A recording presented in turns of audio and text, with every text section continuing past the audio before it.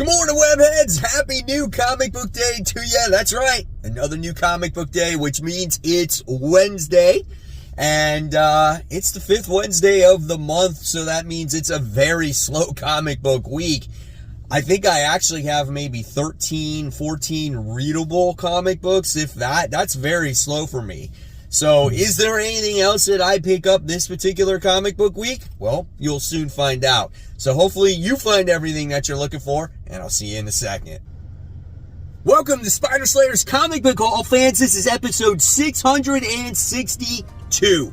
The video series where each and every week I share with you what I pick up at my LCS, which is Comic Central, located in the city of Sanford. So if you guys are ever in that area, make sure you stop by.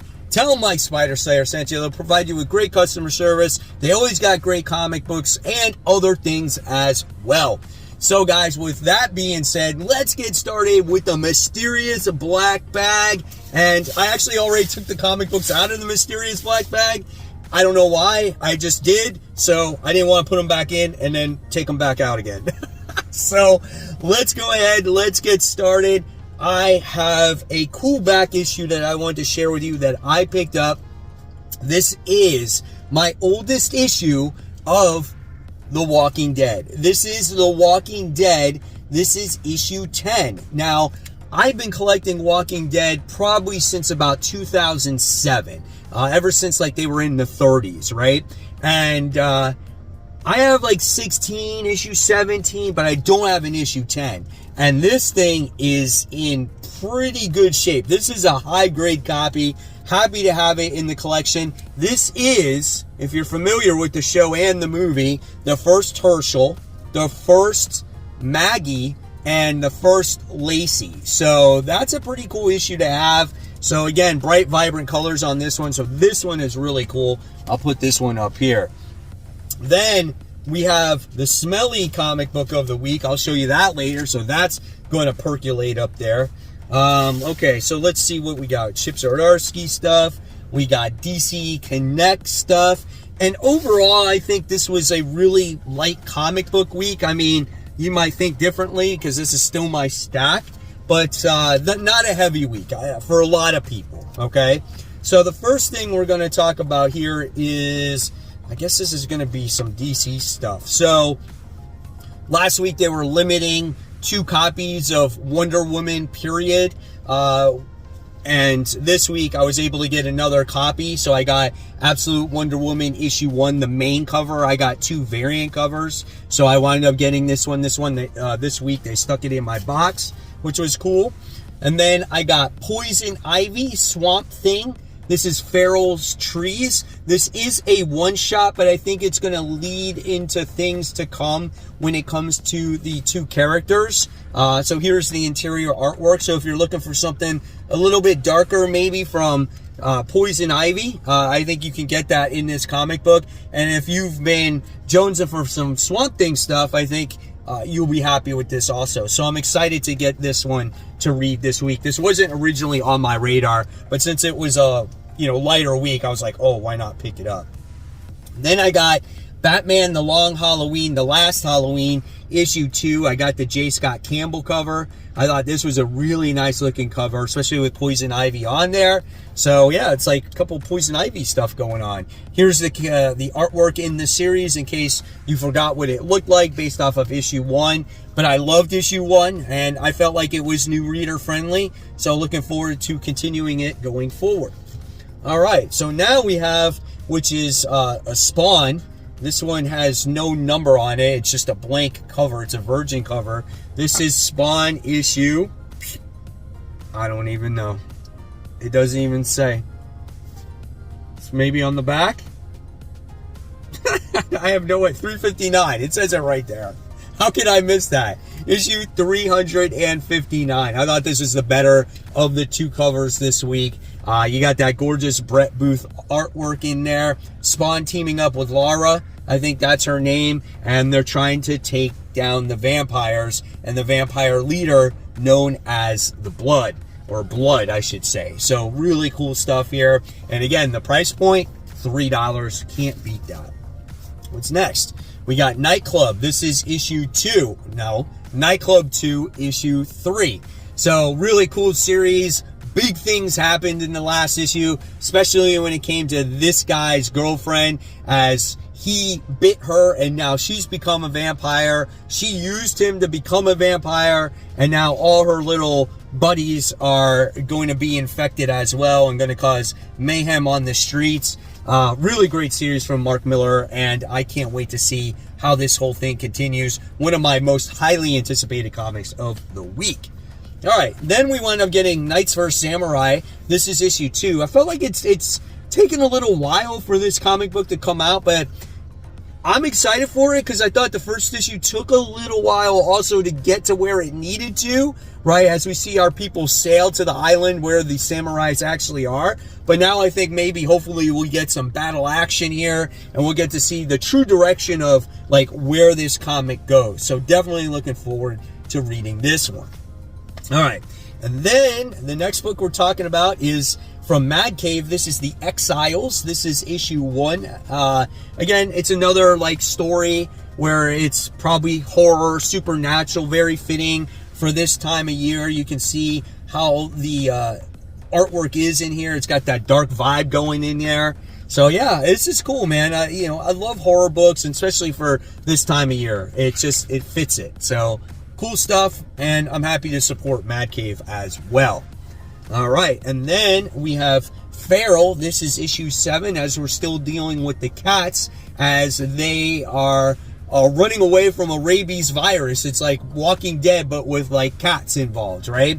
And this one really tears at the heartstrings, man, especially when they show like past events when these cats were real young and now they're dealing with this horrific situation that's going on here. But great artwork overall, wonderful series. Definitely will always suggest Feral. Again, guys, this is issue 7. All right, and then we have Devour. It happened on Hyde Street. Devour issue 1. This is like almost like a trade paperback. This thing is huge. It's like 64 pages. Great artwork in here. This is from Ghost Machine and Jeff Johns. I love everything that they're putting out right now. So I am so excited to read this book. It's about this lady that maybe is trying to lose some weight, and I think this Devour is going to take her over.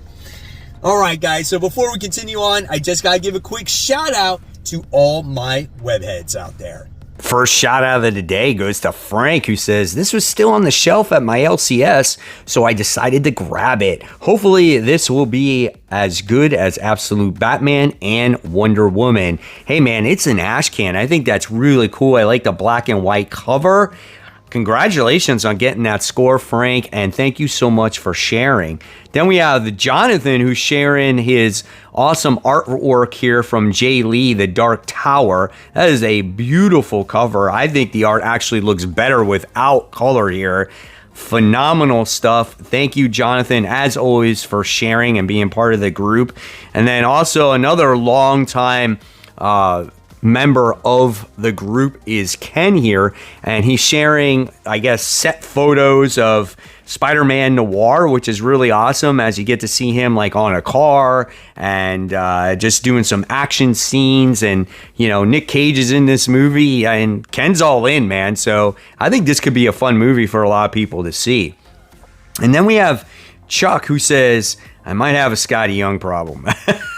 I totally get that. I mean, guys, what is your guilty pleasure when it comes to comic book covers or comic book art? I want to know that in the comments section below. And if you want to be part of the group, just head on over to Facebook, the old people's social media page, and search for the group called Comic Book Corner 2.0 Webheads Unite. And guys, when you follow the community guidelines and answer the questions to join the group, and I accept you, you will have access to this wonderful community who each and every week shares like their comic book hauls, has wonderful questions to ask other members, shares like omnibus hauls, their grails, comic book cover art, just anything and everything, obviously within good taste that comes to comic books. And as always, guys, you never know when you could get shouted out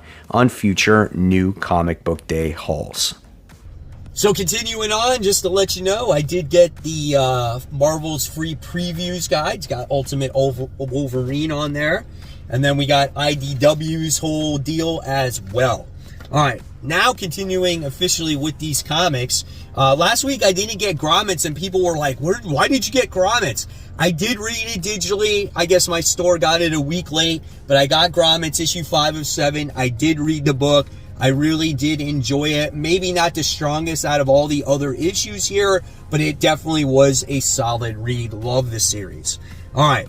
Redcoat, issue 7 is the next book we're talking about. Phenomenal book. Again, done by Ghost Machine, Jeff Johns, Brian Hitch. And from what I heard, that this book is a very emotional issue. And just, I guess, maybe with the long life that Simon Pure has lived, I think maybe things are starting to catch up with him. Can't wait to read this book. You guys got me really excited about this one. Then we have... from the, in the Nexel universe, we got Sectors, Warriors of the Symbion. Now, out of all this stuff from this universe, Sectors was the one thing I truly remember, and I'm curious to see what this story has to offer. This might be the only other chance I give this universe to see if it's any good. So, yeah, we'll see what it has to offer for myself.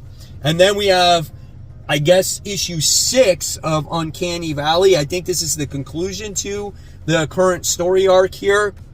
And I think we're going to see a crossover of how the real world and the cartoon world like crossed over, and like how it was created. So here's some of the interior artwork in here. So definitely very much looking forward to Uncanny Valley, another phenomenal series. All right, and then we have a fun book here. This is Venom War Zombiotes. This is issue 3. Great stuff. You got Patsy Walker, She-Hulk, you got the Shocker, you got Overdrive, and they're all trying to stop all these zombies from going after them. That was put there from Meridos. I think it's fun. I think it's great. It's something different. You don't need to read the main event to understand what's going on in this comic. Really, really great stuff. I recommend it out of all the Venom War stuff. Then we got Wolverine Revenge, issue 3. Only got the polybag this time. I think this is the only one that you need to read. You don't need to buy both of them at this point, as it's proven there's not much difference when it comes to the Wolverine Revenge polybag and non-polybag stuff. Then I wound up getting Deadpool team up. This is issue 3, as we get to see the Hulk teaming up with Deadpool and Wolverine. I think the Hulk looks funny when he's drawn here. I don't know if I've ever seen Rob Liefeld drawn the Hulk before. So, I don't know, man. This series is, not the very best. But if this is Rob Liefeld's final work on Deadpool, then it's probably worth the read and just have some fun with it. All right. And then, guys, yes, here it is. The conclusion. The Amazing Spider-Man issue 60. I just want to let you know now, I am doing a final wrap-up of Zeb Wells' run on Amazing Spider-Man. The good, the bad, the ugly, everything about it, guys. I'm going to talk about it, including the good and the bad of this final issue and my overall rating. I think it's going to be a blast of a video. So check that out. It's going to be Saturday, okay? So here's the interior artwork on here. So here you go. Here you got Spider-Man versus Sandman. Yep, there's that, guys. That's what you can expect from this final issue, a Sandman battle. I don't know. We shall see. Looks like it also leads into some jackpot stuff. Yeah, there's a lot of weird stuff going on in this book. So we'll see how it ends. And catch that video on Saturday. Also had to get one of the best covers of the week, in my opinion. Adam Hughes with Felicia taking center stage there and blocking off Jackpot. Freaking awesome. And you got little Stalker Spider-Man there as well. So great stuff there. All right, so now it's time for the smelliest comic book of the week. And here we go, guys. Tarzan of the Apes. This is issue 209. I think this was made maybe in 1978 or something like that. We'll see. It looks old. It looks smelly. Paid $7 for this smell. Here we go. That smells bad. Woo, baby. Oh my gosh. This is a 25-cent comic book though, man. This one was made in 72. Here's your cream-filled colored pages. Cover's a little dangly. Ooh, let's go deep in. Let's go deep in here. Here we go. Oh, it's classic. Oh, here we go. No dialogue in that page. Gotta love the ads. Here we go. What do you guys think of Tarzan comics, huh? Do you guys collect them? Do you have them in your collection at all? There's some Tarzan and his girlfriend. One more smell. Woo! That is flea market smell all the way. It's like we pulled it out of the garage after 50 years. We put it in the flea market sale and sell it for 25 cents. Except I bought it for $7. And there you guys have it. There's the haul for the week. Hopefully you enjoyed it. Like I said, you might be able to save some cash this week. And as always, guys, I'll leave you more content right here for you to click on. Support the channel. Support the local comic shops. Keep buying. Keep collecting. Always read the comics. So we can have great comic conversation. Guys, have a great new comic book day. I'll see you real soon. Bye.